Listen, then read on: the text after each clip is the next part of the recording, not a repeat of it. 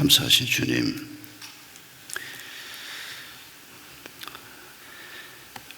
지난 한 주간 동안 저희들이 주님께서 왜 십자가의 길을 가실 수밖에 없었고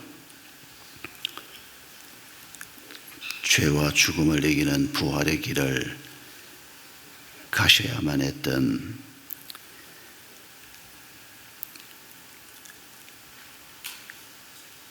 그 이유를 저희들이 말씀을 통해서 묵상할 수 있게 해주셔서 감사합니다.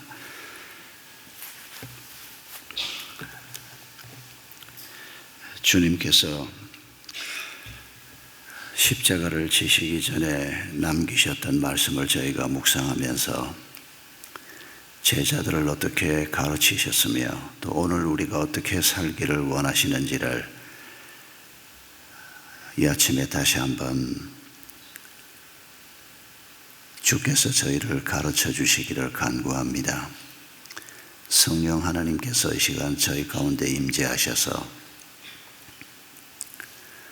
주님께서 화가 있을 것이라고 선포하신 삶이 어떤 것인지, 주님께서 제자인 우리에게 어떤 삶, 또 어떤 삶을 통한 보람과 기쁨을 전하시려고 하시는지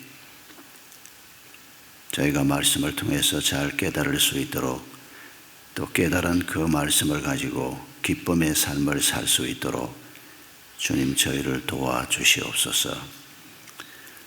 오늘도 저희 각자가 가지고 나온 기도의 제목들을 주님께서 하나하나 귀 기울여 들어주시기를 간구합니다.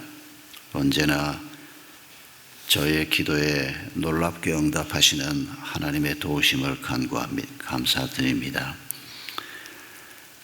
우리가 어떤 기도의 제목을 가지고 있던 우리의 그 기도의 제목들이 하나님의 뜻을 이루어가는 큰 기도가 되도록 주님 도와주시옵소서.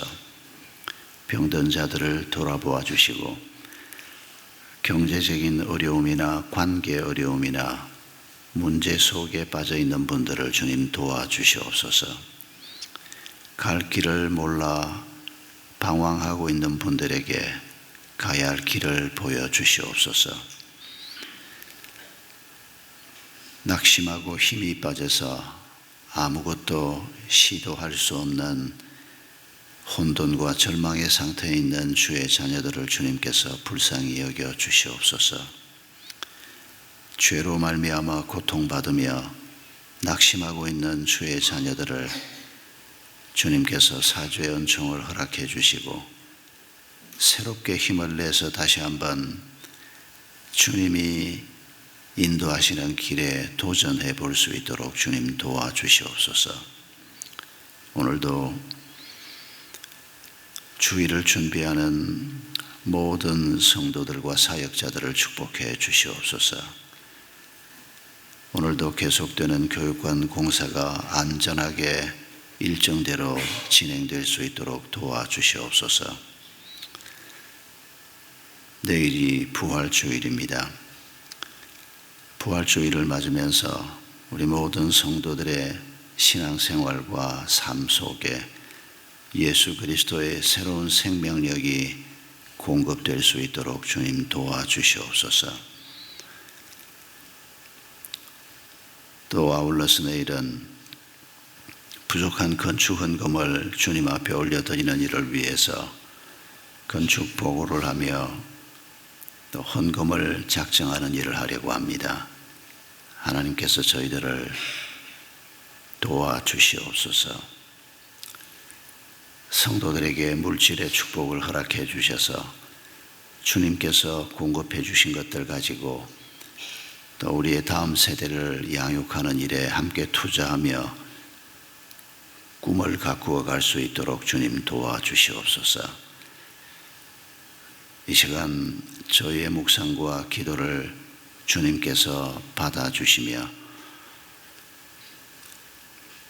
민감하고 복잡하게 변화되어 가고 있는 이 한반도를 중심한 북한의 핵으로 인한 모든 정세들을 주님께서 주관해 주시고 이 땅에 평화를 주시고 북한의 새로운 출발의 기회를 허락해 주시옵소서. 예수님의 이름으로 기도하옵나이다.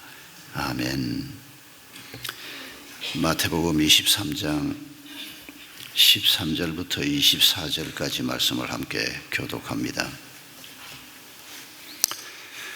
마태복음 23장 13절을 제가 먼저 읽습니다. 율법학자들과 바리새파 사람들아, 위선자들아, 너희에게 화가 있다. 너희는 사람들이 들어오지 못하도록 하늘나라의 문을 닫기 때문이다. 너희는 자기도 들어가지 않고 들어가려고 하는 사람도 들어가지 못하게 하고 있다.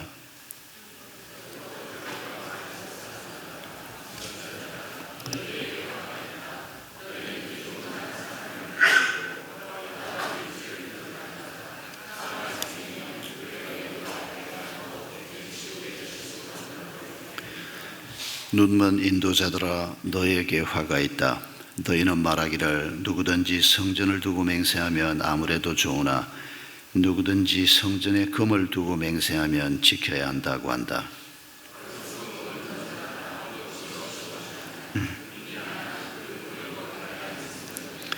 또 너희는 말하기를 누구든지 제단을 두고 맹세하면 아무래도 좋으나 누구든지 그 제단 위에 놓여 있는 제물을 두고 맹세하면 지켜야 한다고 한다.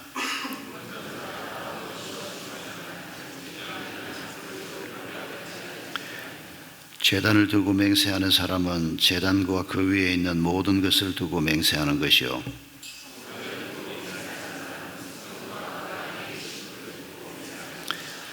또 하늘을 두고 맹세하는 사람은 하나님의 보좌와 그 보좌에 앉아 계신 분을 두고 맹세하는 것이다.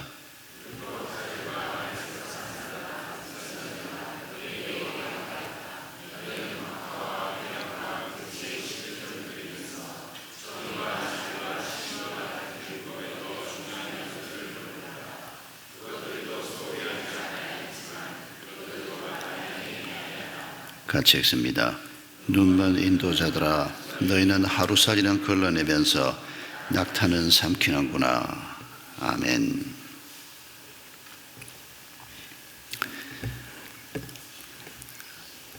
오늘 이 13절 이하에서 다음 주 월요일 본문에까지 예수님께서는 율법학자들과 바리새파 사람들, 또 꼭 이분들 뿐이겠습니까? 대제사장이나 레위인이나 예수님의 하나님 나라 운동을 제대로 이해하지 못하고 반대하고 있는 사람들을 향해서 화가 있다라고 하는 선포를 무려 7번 반복하고 있습니다. 그 중에 4개가 오늘 본문에 기록되어 있습니다. 예수님께서 이렇게 강한 톤으로 저주에 가까운, 아니 저주입니다. 저주에 가까운이 아니고 바로 저주를 퍼붓고 있는 이 대상이 누군가를 우리가 잘 살펴볼 필요가 있습니다. 예수님께서 독사의 자식들아라고 말씀하기도 했고, 오늘 본문에 표현된 것보다 더 강한 표현으로 저주하기도 하셨던 그 대상자들은 주로 지도자들이었습니다. 먼저 하나님의 말씀을 받았다고 자부하는 이스라엘 백성들, 그 중에서도 지도자들이었습니다. 범죄하고 연약한 사람에 대해서는 예수님께서 한없이 따뜻하게 대하시고 격려하시고, 또 특히 새로운 삶을 살도록, 이를테면 오늘 이 말씀을 묵상하면서 먼저 떠오르는 한 장면은 간음하다가 붙잡힌 여자를 잡아서 예수님 앞에 끌고 온 사람들이 있었습니다. 그때 예수님 앞에 그 사람들을 끌고 온 이 유대인들의 생각은 이건 율법이 말씀하는 대로 돌로 쳐서 죽여야 하는 죄다. 그 점에 대한 확신을 가지고 데리고 왔습니다. 그리고 예수가 만약에 이 여자를 율법대로 돌로 쳐서 죽이라고 하면 그가 설교했던 사랑이나 자비에 관해서 많은 대중들이 의심을 품을 것이고, 그가 가르쳐왔던 가르침이 무너질 것이고, 만약에 자비를 베풀어서 살려주라 그러면 모세의 율법에 대항하는 자가 되고, 역시 백성들에게 신뢰를 잃을 수밖에 없는 이런 진퇴양난을 만들어 놓고 예수님 앞에 그 여자를 끌고 왔던 겁니다. 만약에 그 상황을 판단받기를 원한다면 장로들에게 끌고 가야 합니다. 그리고 그 남자도 함께 끌고 가야 합니다. 그런데 이분들은 그럴 생각은 별로 없고 예수를 곤경에 빠뜨리는 것만 관심이 있었습니다. 좀 더 적극적으로 생각하면 어쩌다가 죄를 짓고 지금 돌에 맞아 죽을 처지에 있는 이 한 여성의 영혼에 대해서는 전혀 관심이 없는 아주 냉혹한 태도를, 이제 돌에 맞아 죽어야 마땅한데 이 여자만 죽이는 것이 아니고 예수까지 묶어서 함께 죽여버리겠다는 이런 냉혹한 태도를 가지고 그 문제에 접근하고 있는 사람들 앞에 주님이 섰지 않습니까? 그리고 주님께서 보여주신 태도가 뭡니까? 너무도 놀랍게도 응답하셨습니다. 땅바닥에 글씨를 썼습니다. 뭐라고 쓰셨는지 참 궁금한데 바닥에 쓰신 글씨 내용은 성경에 기록되어 있지 않습니다. 사람들이 흥분하고 나왔다가 예수님께서 글씨를 쓰는 동안에 굉장한 의아심이 생겼을 것입니다. 도대체 저 양반이 뭘 저러고 있나, 뭘 어쩌자는 건가, 뭐라고 얘기할 건가. 그들의 마음이 좀 가라앉기를 기다린 다음에 예수님께서 그들에게 하신 말이 무엇이었습니까? 누구든지 너희 중에 죄 없는 자가 있다면 이 여자에게 돌을 던져라. 이 여자를 치라, 죽이라. 너무도 충격적인 말이었습니다. 하나님이 주신 명령인데 그 명령을 적용하면서 명백하게 죄를 범한 여자임이 틀림없는데도 하나님의 의를, 하나님의 정의를 무너뜨리지 않으면서 그리고 또 하나님의 사랑을 함께 보여주는 이런 놀라운 답을 하셨습니다. 예수님 당시에 또 오늘 본문에 반복해서 언급되고 있는 이 율법학자들, 바리새파 사람들, 이 사람들은 너무도 자신만만했습니다. 자기들이 생각하는 하나님의 나라, 자기들이 꾸려가고 있는 이 유대인 공동체, 지금 이렇게 살아가면 아쉬울 것도 없고 너무 좋을 것 같은데 어느 날 예수라고 하는 랍비가 나타나서, 그리고 이 마태복음 23장의 시점에서 말하면 지난 3년이 넘는 기간 동안에 수많은 사람들이 예수의 설교를 들으면서 사람들 마음에 바람이 들어갔다고 보는 겁니다. 자기들이 로마하고 계속 협상하고 로마의 이방인들의 우상 숭배자들의 지하에서도 이 유대인 공동체를, 신앙 공동체를 어렵게 끌고 가고 있는데 예수의 설교를 들은 사람들이 엉뚱한 생각을 하고 예수의 설교를 들은 사람들이 자기들에게 반기를 들고 있는 이런 상황을 지난 3년 동안 그들이 경험하고 있는 겁니다. 특히 예수가 구약을 해석하는 것에 대해서 도저히 받아들일 수 없는, 그런데 그 받아들일 수 없는 이유가 진리에 대한 관심 때문에 진리를 놓고 고민하면서 아무래도 예수가 말하는 것이 진리하고는 거리가 멀다, 이런 관점이 아니고, 예수님이 질문을 던질 때 우리가 며칠 전에 읽었던 중요한 본문 하나도, 당신이 무슨 권한으로 성전을 이렇게 마음대로 들어와서 장사하는 사람들을 내쫓고 상을 뒤엎고 하느냐. 그랬을 때 예수님이 그들 마음속에 있는 속내를 그대로 폭로하시지 않습니까? 너희들도 내 질문에 대답해봐라. 세례 요한이 하나님께서 온 자냐 아니면 사람에게서 온 자냐, 하나님이 보내신 자냐 아니면 자기 스스로 선지자라고 나선 자냐. 대답하지 못했습니다. 성경이 그들이 대답하지 못한 이유까지 기록합니다. 세례 요한이 하나님께로 왔다고 얘기하면 왜 그를 믿지 않았느냐고 할 것이고, 사람에게서 왔다 그러면 세례 요한을 존경하는 수많은 이스라엘 백성들에게 욕을 먹게 될 것이고, 그래서 모르겠다, 대답할 수 없다라고 말합니다. 지도자라는 사람들이 진리에 대한 관심이 있는 것이 아니고 자기가 욕을 먹나 돈이 되나 안 되나 유익이 되나 안 되나 철저히 그런 태도로 살고 있는 모습을 주님이 그대로 보여주셨습니다. 바로 이런 사람들을 주님이 계속 다루고 계십니다. 그리고 오늘 우리가 읽은 이 본문에서도 네 가지 지적을 하는데 13절을 보면 첫 번째 지적하는 것이 무엇인가 하니까 하늘나라의 문을 닫고 있다는 것입니다.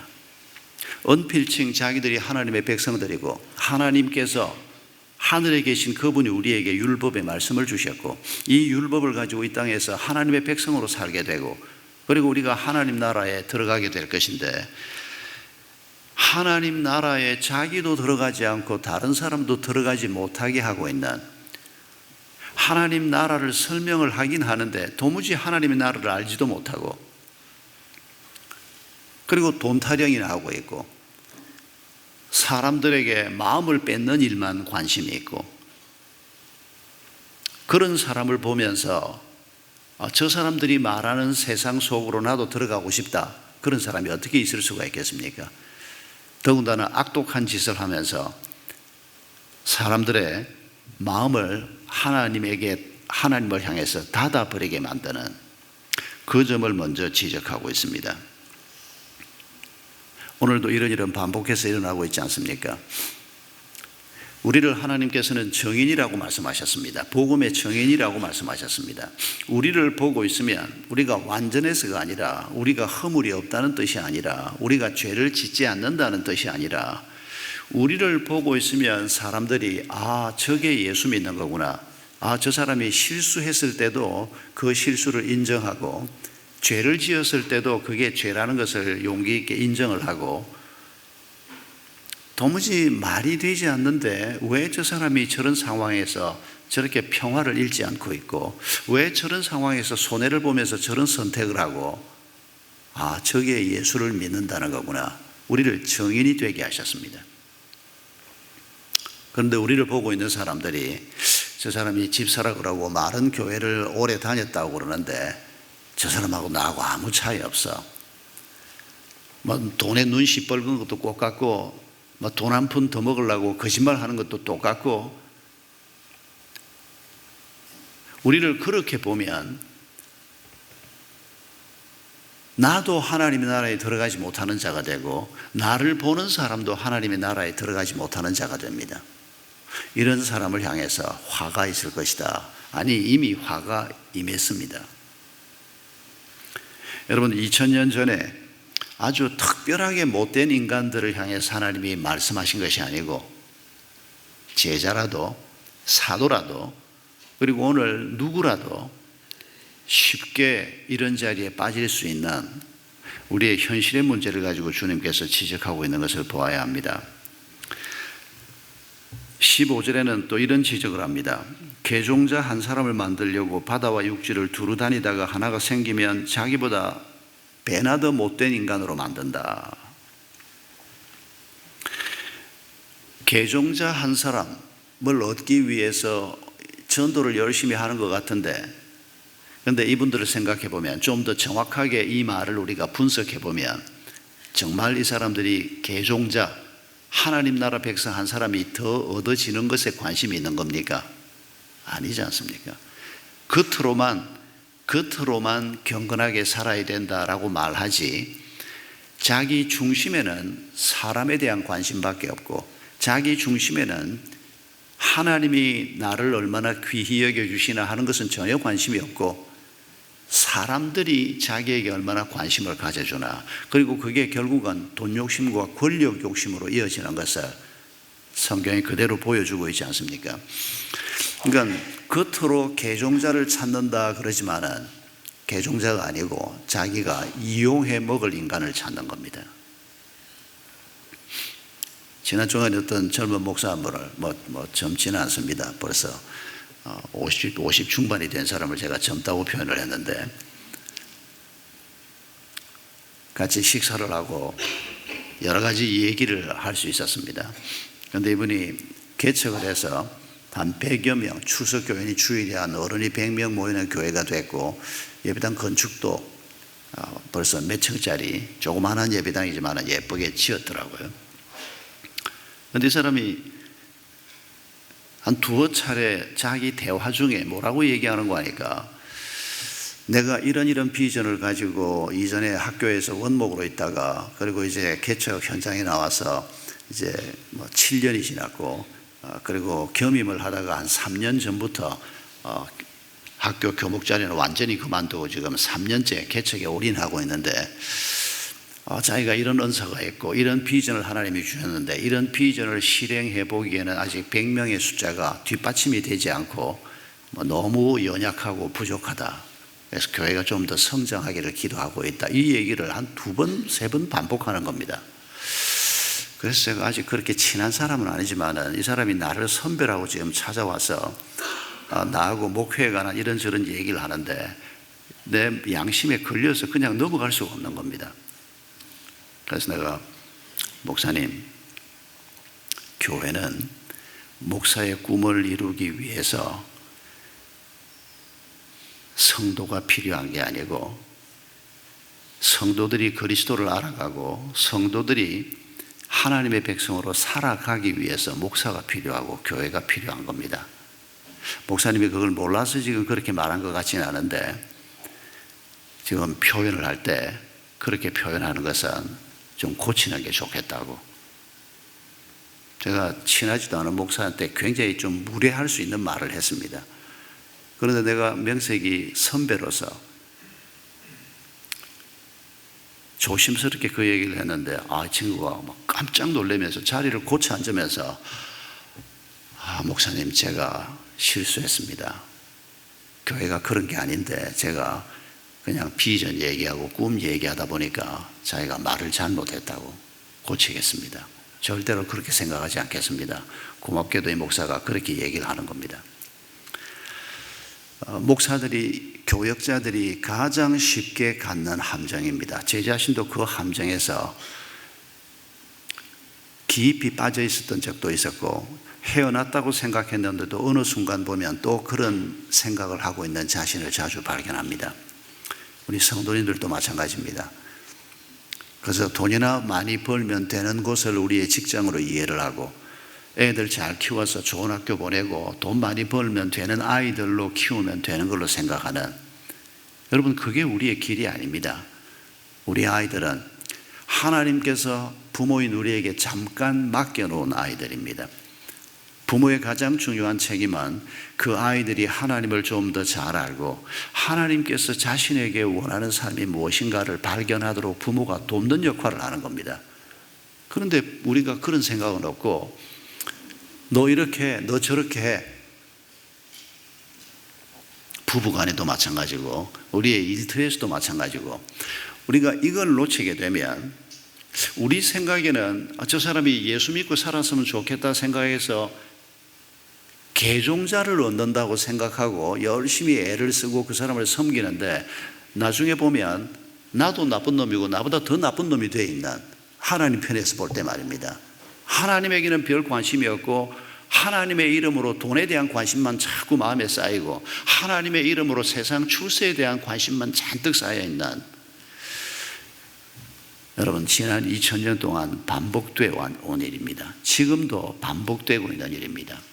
율법학자들이나 바리새파 사람들만 경험했던 일이 아닙니다. 이게 바로 우리의 얘기인 것을 알 수가 있습니다. 16절에서는 또 어떤 사람을 화가 있다고 얘기합니까? 성전을 두고 맹세하면 잘했다, 그래, 잘 지켜봐라 그러면서 성전에 금을 두고 맹세하면 어떤 일이 있어도 그건 지켜야 한다, 이런 태도를 보이는 사람들입니다. 어떤 교회 가니까 이런 농담을 하더라고요. 다른 건 다 용서할 수 있는데 돈 문제 가지고 실수하면 용서할 수 없다고. 밥을 먹는 자리에서 농담처럼 얘기를 하는데 이게 농담이 아니라는 걸 제가 느낄 수가 있었습니다. 그 교회 안에 어떤 스토리들이 있었는지 모르지만 그런 마음을 가지고 있는 사람들이 여럿 있는 모양입니다. 물론 돈에 대한 실수를 한 교인들이 좀 있었겠죠. 여러분, 우리 마음은 어떤지 한번 돌아보십시오. 우리가 제일 민감한 게 뭔지, 내가 제일 상처받는 게 뭔지, 내가 제일 부러운 게 뭔지, 내가 기도할 때 항상 마음을 기울여서 기도하는 게 뭔지 한번 우리 자신을 한번 잘 살펴보십시오. 성전이 뭡니까? 하나님이 계시는 곳입니다. 하나님이 계시면 모든 문제는 잘 해결될 수 있습니다. 당장 지금 내 눈앞에서 뭔가 일이 벌어지지 않아도 하나님이 우리와 함께 계시고 우리 자녀들이 하나님과 함께 길을 걸어가고 있으면 걱정할 것 없습니다. 그걸 우리가 모르지 않아서 오늘도 이 자리에 와 있는 것 틀림없습니다. 그런데 살기가 너무 힘드니까, 현실이 너무 무서우니까 그 현실에서 하나님의 임재보다는 돈이 훨씬 더 목소리가 큰 것 같으니까 우리도 모르는 사이에 우리 속에 하나님이 소홀히 여겨지고 돈이 더 큰 소리를 내는, 여러분, 이건 우리 모두에게 예외가 아닙니다. 우리 모두가 다 이 문제 앞에 항상 두려워하는 마음으로 주님의 도움을 구해야 하는, 그래서 주님께서 이분들에게 이렇게 말하지 않습니까? 눈먼 자들아, 어느 것이 더 중요하냐? 돈이 더 중요하냐? 하나님이 더 중요하냐? 당연히 하나님이 더 중요하지. 너무 쉽게 답하지 마십시오. 정답을 묻는 게 아니고 당신이 실제로 살고 있는 그 삶의 자리에서 뭐가 더 중요하냐, 그걸 묻는 겁니다. 교회에서 오랫동안 해온 말 있죠. 그 중에 총각신앙은 군대 갔다 와봐야 알고 처녀신앙은 시집 가봐야 한다. 딱 맞는 말입니다. 나이 먹어가는 사람들의 신앙은 자식 시집 장가 보내보면 안다. 딱 맞는 말입니다. 요즘은 이런 말도 제 마음속에 남아 있습니다. 죽을 때 보면 안다. 제가 많은 죽음을 경험했습니다. 제가 이 말을 하는 순간에 한 두 사람 얼굴이 떠오릅니다. 신실하게 함께 교회를 섬겼던 분들인데, 한 분은 남자분이고 한 분은 여자분인데, 마지막 순간에 어쩌면 그렇게 죽음을 두려워하고 하나님에 대한 원망의 태도가 마지막 순간까지 그걸 버리지 못하고, 제가 마지막 예배를 인도하고 임종 예배였어요. 임종 직전 예배였습니다. 아직 의식이 있고 같이 예배를 드릴 수 있을 정도였는데, 그리고 한 2, 3일 후에 두 분 다 돌아가시니, 임종하기 한 2, 3일 전에 제가 함께 예배를 드렸는데 두 분 다 정말 열심히 신앙생활 했습니다. 그런데 돌아가시는 자리에서 연세가 젊었던 분들도 아닙니다. 젊었던 분들이네요. 50대 후반, 60대 초반에 돌아가셨으니까 평균 수명에 비하면 굉장히 빨리 가신 겁니다. 안타까움은 분명히 있습니다. 그러나 제가 마음에 늘 상처로 남아 있습니다. 내가 담임 목사로 있던 교회 권사님이었고 집사님이었던 분들인데, 내가 좀 그분들에게 권면을 할 때 그분들이 편안한 마음을 가지고 죽음을 받아들이고 하나님을 얼굴과 얼굴로 뵐 준비가 돼야 되는데, 내가 부족해서 그분들을 그렇게 도와드리지 못했다는 죄책감이 늘 마음에 남아있고, 또 그렇게 신앙생활을 열심히 했는데 마지막 순간에 어떻게 그런 믿음 없는 태도를 보여주셨나, 안타까움도 늘 남아있습니다. 그 이후로 제가 죽을 때 봐야 한다, 이 생각을 늘 합니다. 그래서 저도 죽을 때 어떤 권사님처럼 막걸리가 한 잔 먹고 싶다 그러고 돌아가셨다는데, 자식들 손주들이 전부 할머니가 은혜의 말씀을 한마디 남길 거라고 임종하기 위해서 기다리고 있는데 눈을 번쩍 뜨고는 막걸리가 한 잔 먹고 싶다. 그런데 그건 약과입니다. 저는 그 정도는 눈 매고 일하다가 시원하게 막걸리 한 잔 마셨던 게 기억이 나서 죽을 때 그렇게 말할 수 저는 그 정도는 할 수 있다고 생각합니다. 은혜로운 말씀 못 남겨도. 그분은 시골 할머니였습니다. 서울 할머니 권사님 한 분은 돌아가실 때 뭐라고 하고 돌아가셨다는 거 하니까 이북에서 내려와서 냉면집에서 돈 많이 번 분입니다. 유명한 권사님이었습니다. 그분도 역시 돌아가실 때 자손들이 전부 할머니가 어머니가 한마디 남겨놓고 가실 거라 기대를 하고, 그게 평생에 좋은 길잡이 역할을 하기 때문입니다. 그런데 그 권사님은 자손들에게 뭐라고 말씀하고 가셨는가 하니까 숨이 막 넘어가니까 조그마한 소리로 고기는 얇게 썰어라 그러고 가셨다는 겁니다. 냉면집을 몇 개를, 서울에 있는 냉면집 몇 개를 남겨놓고 가실 건데 자식들한테 겨우 한다는 말이 고기는 얇게 썰어라. 막걸리가 한 잔 마시고 싶다 하고 비교하면 어떻습니까? 막걸리가 한 잔 마시고 싶다, 맥주가 한 잔 마시고 싶다, 그건 애교 아닙니까? 실화들입니다. 이 두 얘기가 다. 여러분, 우리가 어떻게 살다가 갈 것인가 하는 것입니다. 무엇이 우리에게 더 중요하냐는 겁니다. 우리가 그리스도인으로서 돈 그까지 그 별거 아니야, 절대 그렇게 생각하지 않습니다. 그렇게 생각해서도 안 됩니다. 돈 없으면 우리가 애들도 키울 수 없고 살 수 없습니다. 우리가 물질 문제를 놓고 하나님께서 그래도 이 땅에 이 정도 먹고 살도록 우리 앞선 분들이 고생해서 이만큼 된 것은, 이건 정말 하나님의 놀라운 축복입니다. 그러나 뭐가 더 중요하냐 는 겁니다. 우리 마음속에 죽는 날까지 우리가 고민해야 하고 긴장해야 하는 겁니다. 뭐가 더 중요하냐? 중요한 일이 터질 때마다, 내 인생에 중요한 전기가 올 때 내 태도가 어떻게 나타나는가를 보면 안다는 겁니다. 그게 남자들은 군대 갔을 때 아닙니까?